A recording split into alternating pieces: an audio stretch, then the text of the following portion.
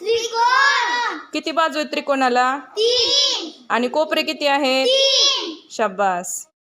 कोणता आकार तयार केलाय? चौरस. किती बाजू आहेत चौरसाला? 4. आणि कोपरे किती आहेत? 4. छान छान. चौरसाला कडा 1. आणि कोपरे नाहीत म्हणजे किती? 0.